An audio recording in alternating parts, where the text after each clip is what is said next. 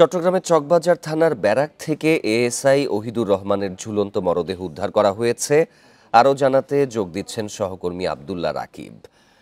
রাকিব, এই মরদেহটি আসলে কারা উদ্ধার করেছে? উদ্ধার করার পরে ময়নাতদন্ত হবে কিনা?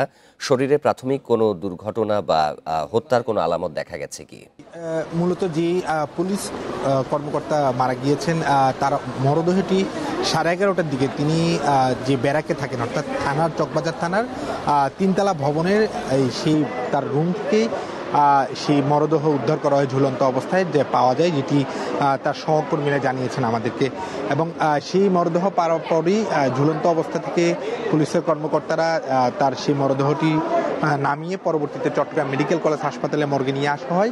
এখানে যে চিকিৎসকরা রয়েছেন, যে চিকিৎসকের সাথে আমরা কিছুক্ষণ আগে কথা বলেছেন, তিনি বলছেন যে প্রাথমিকভাবে তার গলায় আঘাতের চিহ্ন রয়েছে এবং সেই চিহ্নের কারণে তারা ধারণা করছেন হয়তোবা আত্মহত্যা হতে পারে, তবে সেটি ময়নাতদন্তের পরে নিশ্চিত হওয়া যাবে। ইতিমধ্যে ময়নাতদন্তের জন্য তার মরদেহ যে মর্চুয়ারি রয়েছে সেখানে নিয়ে যাওয়া হবে, সেই প্রক্রিয়া চলমান রয়েছে। তার গ্রামের বাড়ি আমরা যতটুকু জেনেছি নোয়াখালীর কবিরহাটে, এবং এই থানাতে তিনি 5 মাস আগে যুক্ত হয়েছেন এবং এই পুলিশে তিনি প্রায় 10 থেকে 12 বছরের মতো দায়িত্ব পালন করছেন।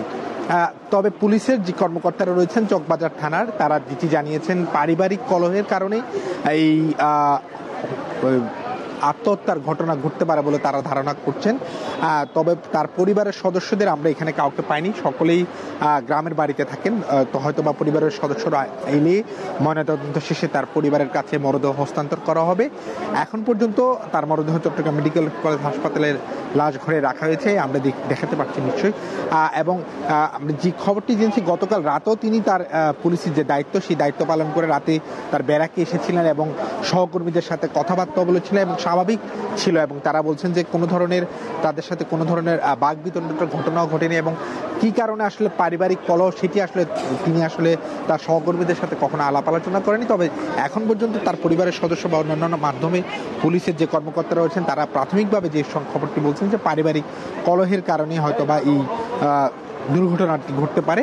এখন পর্যন্ত মরদেহটি এই চট্টগ্রাম মেডিকেল কলেজ হাসপাতালের জরুরি বিভাগের যে লাশঘর রয়েছে সেখানে রাখা হয়েছে। পরবর্তী যে ময়নাতদন্তের কার্যক্রম সেটি শেষ করার পরে আসলে নিশ্চিত হওয়া যাবে আসলে কি কারণে তার মৃত্যু, এবং সেই বিষয়টি হওয়ার পরে আসলে তবে এখন পর্যন্ত পুলিশ কর্মকর্তারা গণমাধ্যমের সাথে কথা বলেনি।